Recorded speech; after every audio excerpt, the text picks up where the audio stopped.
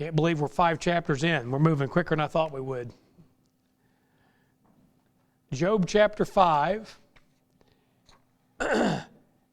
Last week when we finished Job chapter 4, Eliphaz was warming up. And he was kind of general in his attack on Job. There's no doubt about that. It's, he may have been saying it, out of the integrity and concern of his heart, but you and I both know the best thing he could have done is not said anything at all. And that's probably, it kept himself out of trouble too if he wouldn't have said anything at all.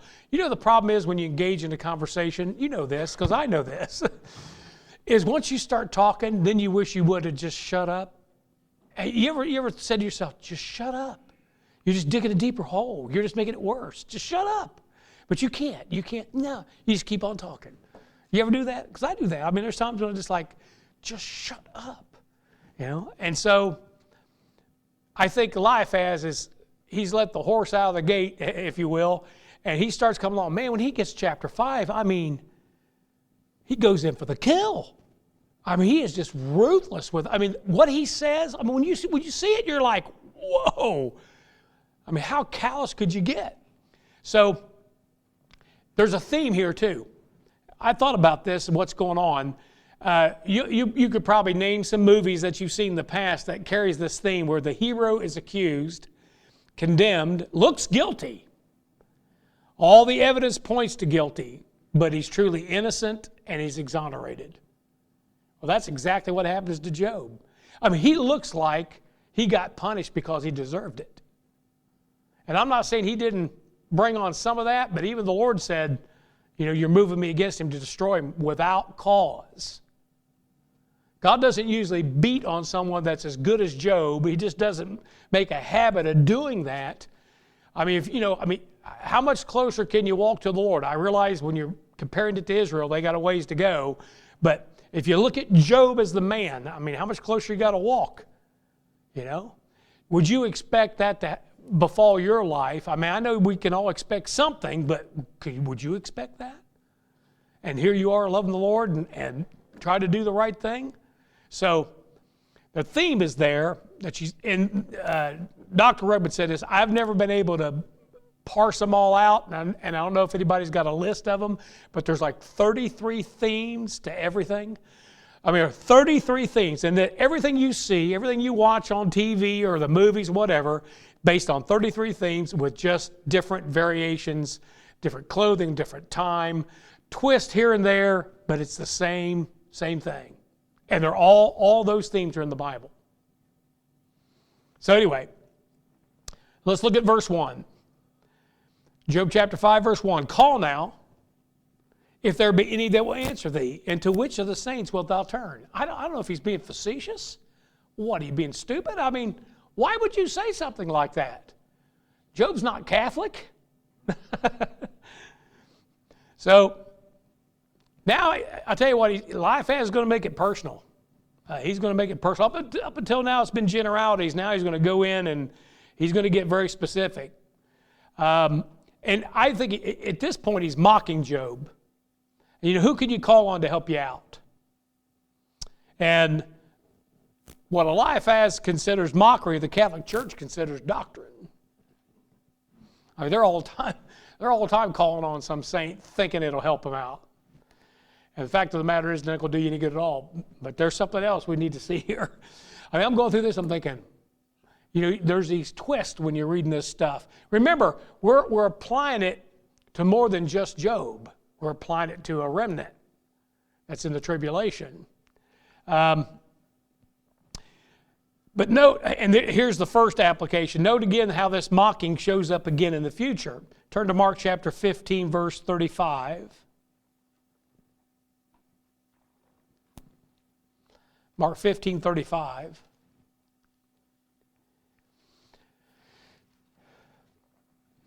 When Christ says on the cross, Eloi, Eloi, lama sabachthani, which being interpreted as, my God, why hast thou forsaken me? For some reason, some of the Jews there thought he was calling for Elijah. He called for Elias. And it's kind of sound, Eli, Eli. So, and now I'm sure that's just a derivative of the name for God. But he says there in Mark 15:35, and some of them that stood by, when they heard it, said, behold, he calleth Elias. Talk about Elijah. You know, one of the saints. To which of the saints wilt thou turn? You know, okay, look at Matthew 27:49. And they're I think they're kind of saying it mockingly. Matthew 27:49, the rest said, let be. Let us see whether Elias will come to save him. In other words, somebody coming to help. Somebody that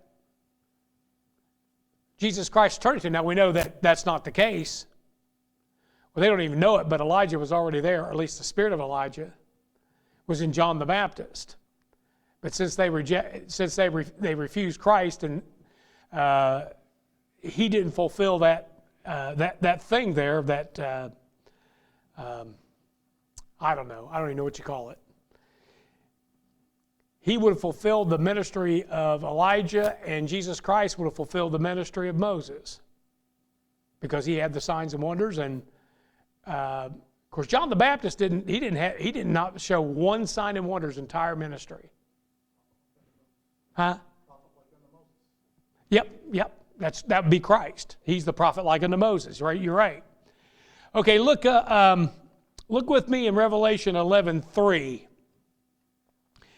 Because here's how odd this passage is. The remnant, which Job pictures, will rely on Moses and Elijah during the Great Tribulation. So I guess we got to give the Catholics credit for, at least there was a time in Scripture that they always get it wrong. If a Catholic tells you something, you need to check it with Scripture, because they've either got it all wrong or they got it partly wrong. You notice that they believe all the fundamentals of the faith that you and I believe, but it's always with a twist. Always with a turn to it, you know. It's like they believe in the virgin birth, but they think that Mary's the mother of God. And that she herself was a perpetual virgin. See, that's taking a true Bible doctrine and then stacking heresy on top of it. They're good at that in just about everything. So, but he says there in Revelation 11:3, and I will give power unto my two witnesses, and they shall prophesy 1,260 days, clothed in sackcloth. That's 42 months. And these two witnesses, who we know to be Moses and Elijah, are going to be there, and it looks like they're going to be a protector to the remnant that are going to be in Selah. Look at Revelation 12. And we're going to look at two verses, verse 6 and verse 14. It says, and the woman fled into the wilderness, where she hath a place prepared of God, and that they should feed her there 1,260 days. Somebody's taking care of her out there. Now, I know that God's dropping manna from heaven for them, just like he did in the Old Testament when they were out in the wilderness for 40 years. And he's going to feed them for 42 months. Out there every day. But in verse 14 it says, and to the woman were given 2 wings of a great eagle, that she should fly into the wilderness, into her place, where she is nourished for a time, a times, and a half a time, from the face of the serpent. So this place is, by itself, there's no way with modern warfare that they could protect themselves being at Selah Petra, the rock city. We've got stuff, man, you go in there with a bunker bomb and level that whole place. But there's not a thing they can do if Moses and Elijah are there, and Elijah is able to call down bolts of lightning on anything that even gets near him. And it looks like for 42 months, these two who are plaguing the earth and protecting the remnant, causing a world drought, yet they're getting manna and water where they're at, just like they did in Goshen. This is going on for 42 months. So, I don't know what Eliphaz is thinking, but there are some saints that are going to be called on. It's going to be Moses and Elijah. They're going to help them out during the tribulation. So, we've got 3 applications that that these attack against Job personally. And oddly, this is like the third time we've come up with one where Jesus Christ shows up in the application. And I thought of this verse over here in Romans 15:3. It says, "For even Christ pleased not himself, but as it is written, the reproaches of them that reproached thee fell on me." And it's like the reproaches of Israel fell on Jesus Christ. So it's kind of odd to me, and I'm not sure exactly the conclusion to draw from it, but it's like the things that Eliphaz and Bildad and the rest of them that are accusing Job of, they accuse Jesus Christ of. Now, I'm not saying that Job is necessarily a type of Christ. He's a type of the remnant. But remember, Jesus Christ and Israel, and he bears their reproach. So it looks like the same things are being accused of Job, are the same things they accused Christ of. Now, I wish I could remember the ones we've already covered. I should have made note of it. But the last is against the remnant of Israel during the tribulation. Those are the three applications so far. I don't know if there's more, but those are the three so far that we're finding in the book of Job. So he says in verse 2, "For wrath killeth the foolish man, and envy slayeth the silly one." So now he's letting the accusations fly. He's accusing Job being wrathful and envious. And that's the one thing that doesn't come out in any way that Job was wrathful or envious. Proverbs 27, verse 3 to 4. Proverbs 27, verse 3 and 4. It says, "A stone is heavy, and the sand weighty, but a fool's wrath is heavier than them both. Wrath is cruel and anger is outrageous, but who is able to stand before envy?"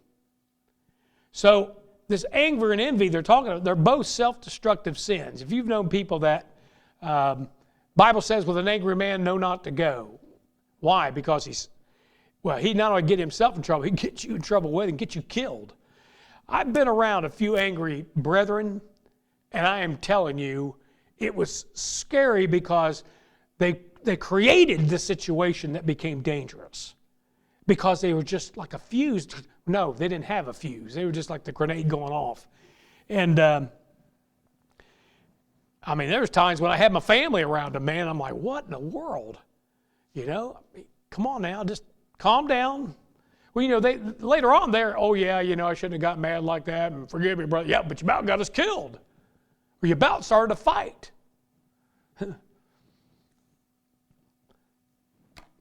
Y'all remember Willie, right? He got mad at a gypsy one time.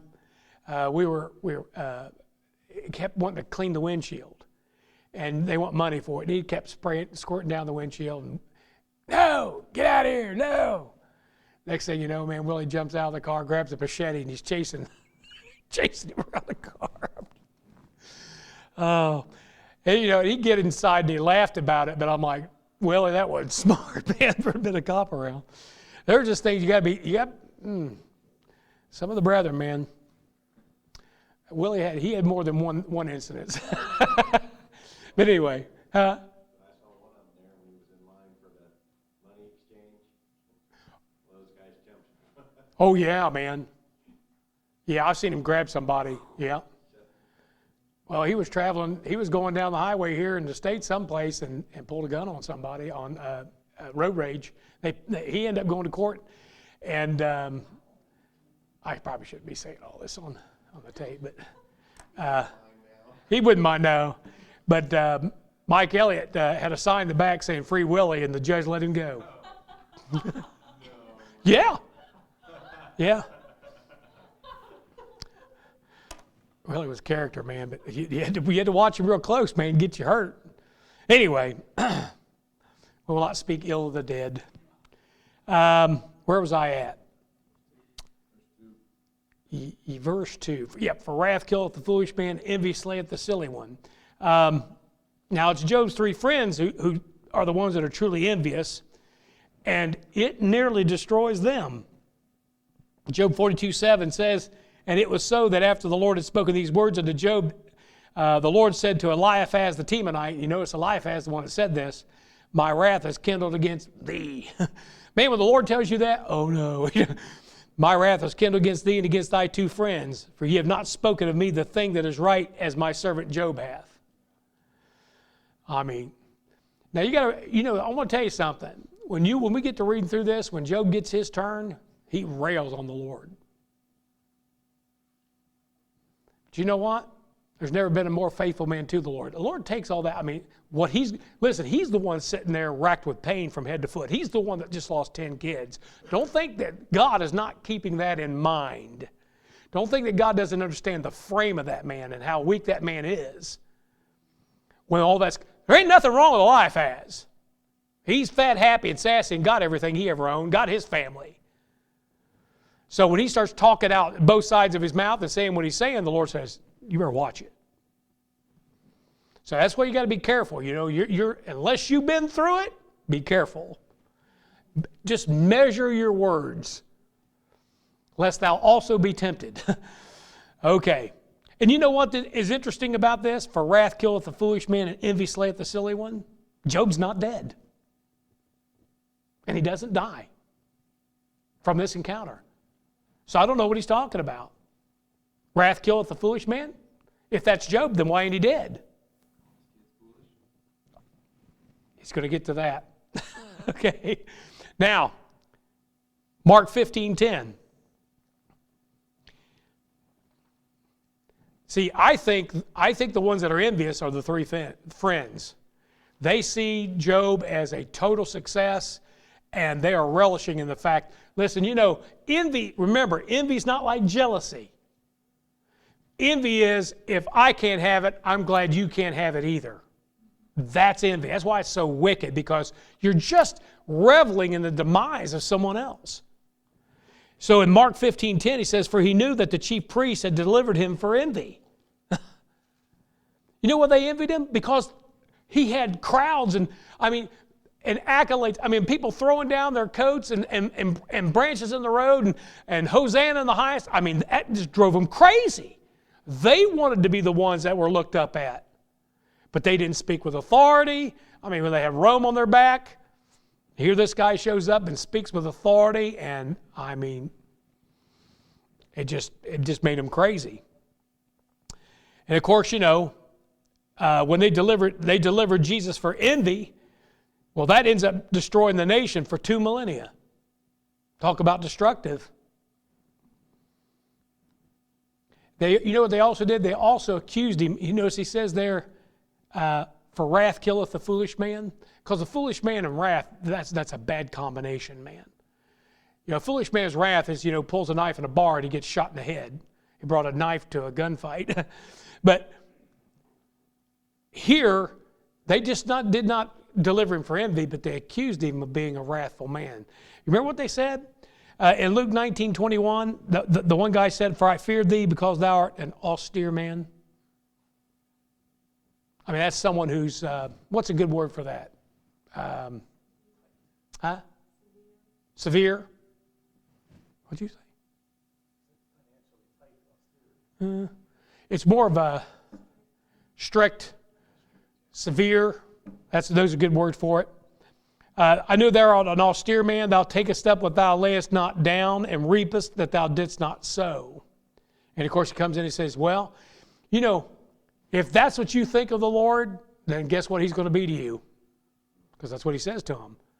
He goes, oh yeah, then why didn't you take what I gave you and give it to the lenders or give it to the bankers and have some, if you knew I was an austere man, then I'm going to want something when I come back. Kind of made sense, I think the Lord, sometimes as you think he is, that's what he is to you. And if you think he's merciful, which I know he is, I'm just saying that he can be that way towards you because that's the way you think of him.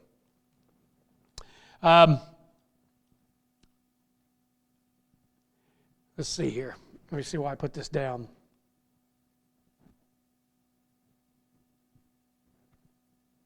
I've got the individuals of the nations will be judged for their treatment of the Jews. Hmm. Because of the way that he's treating Job? Could be. Yep, that could be what I was thinking. So, Bless thee, curse them, and curse thee. yep. And they're think about the Jews as a whole. What is it about them that makes people hate them so bad? You ever thought about that? I mean, they look. Some of them can look different, but why hate them that bad? It's a spirit. It is the spirit of this age. It is the spirit that now worketh in the children of disobedience. It's evil. It's something because people just hate him to hate him. That's got to be the devil, you know. But the individuals and the nations will be judged for their treatment of the Jews, and that's in Matthew chapter 25, verse 31 to 36. And I don't know, I was going to say something, but I can't figure out what I was going to say about that. Oh, yeah, now I got it. I knew there was a reason. That anger and that envy, which is not really the Job's problem, it's the three friends' problem, is destructive to them because the Lord wants to judge them. Well, guess what? At the end of the tribulation, the nations get judged for how they treat that Jew. And boy, if they treated them with anger and envy, you know, he says there, when the Son of Man shall come in his glory and all the holy angels with him, then shall he sit upon the throne of his glory. And before him shall be gathered all nations. And he shall separate them one from another, as a shepherd divideth his sheep from the goats. He shall set the sheep on his right hand, but the goats on the left. Now, first I always thought this had to do with whole nations, but it's not. It's individuals within the nation.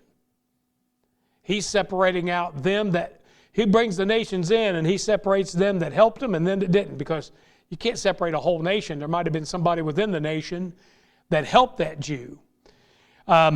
Then shall the king say unto them on his right hand, Come, ye blessed of my Father, inherit the kingdom prepared for you from the foundation of the world. For I was an hungered, and ye gave me meat. I was thirsty, and ye gave me drink. I was a stranger, and you took me in. Naked, and you clothed me. I was sick, and ye visited me. Well, he's not talking about nations. He's bringing in each nation, and then within that nation, he's separating the goats from the sheep. Those that didn't help, and those that did.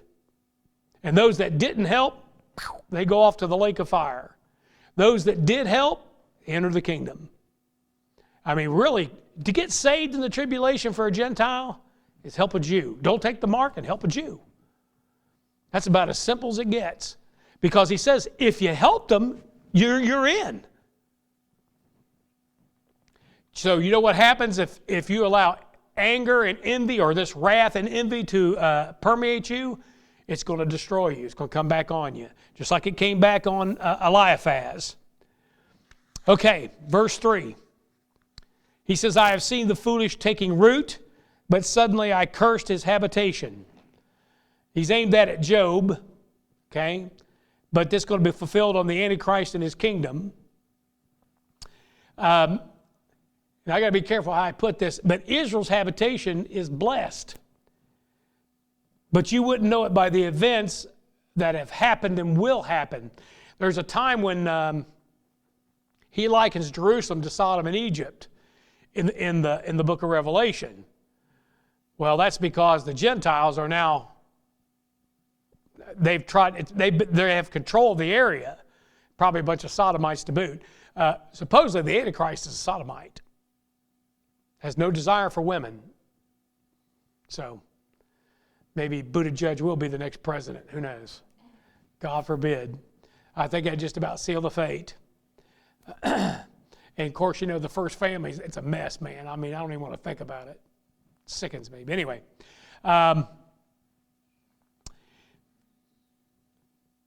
In Psalm 132:13, he says, the Lord hath chosen Zion. He hath desired it for his habitation.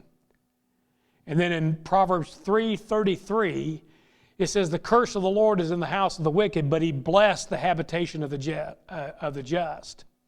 So, you know, he's, Eliphaz, you know, I cursed his habitation. Well, you can curse whatever you want, but God's blessed it. And God has cursed the habitation of the wicked. And that's the thing, the way the thing's going to fall out. When the Lord gets done at the end of the tribulation, he cast out all the wicked. And the way he puts it, I remember I've likened the lost to squatters, and that's the way he kind of words it. You know, like, get off my land. And they're like, well, where do we go? Well, you're going to have to go to hell because you're not going to be on any of my property, but you can go to that lake of fire over there, I guess. In Malachi 4:1, he says, behold, the day cometh that shall burn as an oven, and all the proud, yea, and all that do wickedly shall be stubble. And the day that cometh shall burn them up, saith the Lord of hosts, that it shall leave them neither root nor branch. And then in Proverbs 2:22 says, but the wicked shall be cut off from the earth, and the transgressor shall be rooted out of it. Okay? I mean, he's not going to leave them anything. He's going to root them out. Now, here's the funny thing is, here's what Bildad says in Job 18, verse 14 to 21. He says, his confidence shall be rooted out of his tabernacle. It shall bring him to the king of terrors. It shall dwell in his tabernacle because it is none of his. Brimstone shall be scattered upon his habitation. His roots shall be dried up beneath, and above shall his branch be cut off. His remembrance shall perish from the earth, and he shall have no name in the street. He shall be driven from light into darkness and chased out of the world. He shall neither have son nor nephew among his people, nor any remaining in his dwellings. They that come after him shall be astonied at his day, as they that went before were affrighted. Surely such are the dwellings of the wicked, and this is the place of him that knoweth not God. You know who he's talking to? He's talking to Job. Just like Eliphaz did, because then Job answers Bildad. Man, these guys are rough. Psalm 52, and you write that down, but it's prophetical of the fall of the Antichrist kingdom, talks about the whole thing being rooted up and rooted out. And of course, we're not going to see that till the Lord comes back. Now, here's where it gets, it's bad now, but it gets really personal. Verse 4, his children are far from safety. They are crushed in the gate, neither is there any to deliver them. You know that Job's children were crushed, right? Look at Job 1:19. And behold, there came a great wind from the wilderness and smote the four corners of the house, and it fell upon the young men, and they are dead, and I only am escaped alone to tell thee. They were crushed under the debris. And Eliphaz says that. Talks about the children, and they're far from safety, even though Job went to great lengths to try to ensure their safety by making sacrifice for them. They're far from safety, they're crushed in the gate, and there was none to deliver. Man, that's pretty rough. There is an instance in 2 Kings 7, verse 17, about being crushed in the gate, and it's talking about being trampled. It says, the king appointed the Lord on whose hand he leaned to have charge of the gate, and the people trode upon him in the gate, and he died, as the man of God had said, who spake when the king came down to him. So evidently this was prophesied. And what this is about is when Israel's starving to death and they had Syria surrounding them, the Lord kills a multitude of these Syrians, and they flee and leave all their stuff, food, provisions, water, you name it. And I think this is when the lepers are out there feasting on it, and they think, man, we got to tell somebody. Well, they go in and tell, gets back to the king, hey, there's a ton of food. We're outside the gate. There's nobody out there. They're all dead, The ones that are out there are dead. And so when they open the gate, one guy in particular is in charge of opening the gate, and as he probably opened it like this, or I don't know what he did, but it was like a Who concert. Man, they just went right over the top. Y'all remember the Who concert down in Cincinnati where six people were trampled to death? You don't remember? Oh, you probably remember that. 1975? Is that how long ago that was? Oh man, I was 15. They just ran right over the top of this guy and killed him. But you can't be crushed in the gate.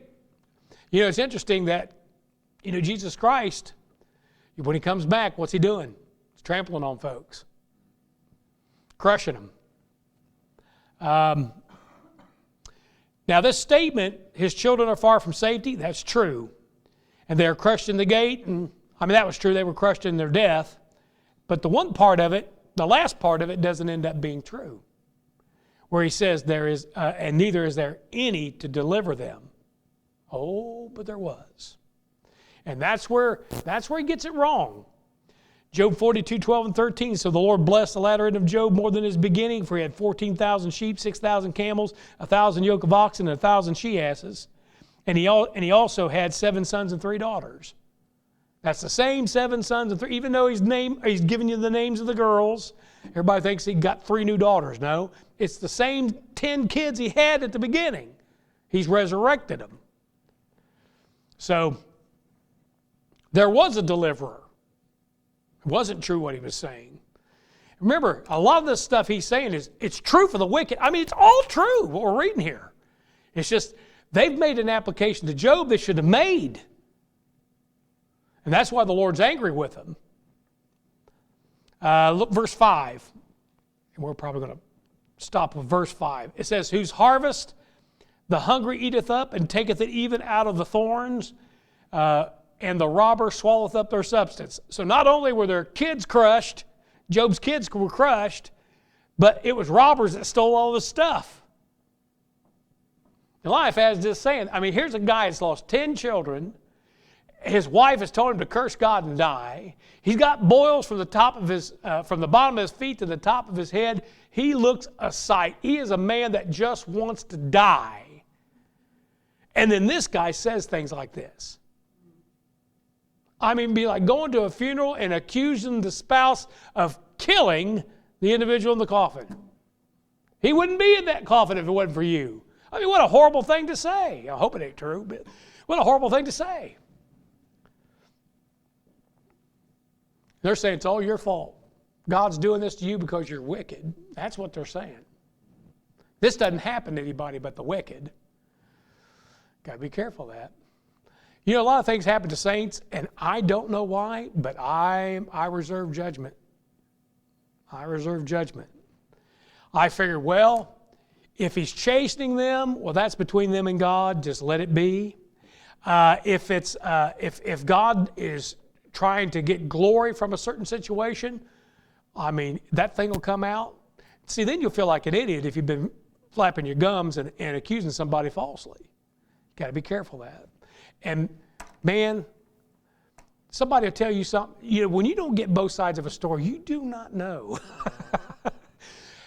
It's taken me some time to learn these things. And I know you say, I know that. Yeah, but you don't practice that. You'll hear one side of the thing, draw a conclusion, and let me tell you something, that'll get you in trouble. I've had a couple instances as a pastor, trying to be thoroughly professional about the whole situation, but didn't get both sides of it, and man, I paid for it. So I've learned. And, I could tell you some other things, but won't. So Eliphaz continues to hit below the belt, because all Job's substance was stolen by robbers. The Sabians and Chaldeans, they clean out all his livestock. What doesn't get burned up? Because the Lord burns up the sheep himself. But they steal his camels and some of his other livestock. Now, if you think about it, the United Nations is going to be guilty of this in the tribulation. In Revelation 11:2, it says, but the court, which is without the temple, leave out, and measure it not, for it is given to the Gentiles, and the holy city shall they tread underfoot 42 months. So they're going to be these nations, these assembly of nations, the United Nations is going to come in there, and they're going to take over Israel. They're going to take over Palestine, all of it. This is when they flee out into the wilderness. Well, they're going to take everything they got. And you know what he says there? He says that they take it even out of the thorns. When you're planting seed, some falls among thorns, and even some of that will come up. Well, they go over there and actually get what's in the thorns. It's like gleaning everything. There's an example in the Bible in Judges chapter 6 about the Midianites. It says this. And so it was when Israel had sown that the Midianites came up and the Amalekites and the children of the east, even they came up against them, and they encamped against them and destroyed the increase of the earth till thou come unto Gaza. Left no sustenance for Israel, neither sheep nor ass nor ox. Neither sheep nor ox nor ass, for they came up with their cattle and their tents, and they came as grasshoppers for multitude. That's going to be like these United Nations coming in. For both they and their camels were without number, and they entered into the land to destroy it. And Israel was greatly impoverished because of the Midianites. And the children of Israel cried unto the Lord. So somebody comes in and takes everything you got, leaves you nothing. I mean, it's one thing to go in and take what you need, but to take everything you got just because they can. Take every scrap of every bit of food you have. That's exceptionally wicked. So, considering that this is also a picture of the tribulation, it's going to be hard times for some folks. Some hard times. Okay, that's enough for tonight. We'll get into a whole new thing next week. 1979? You were 11?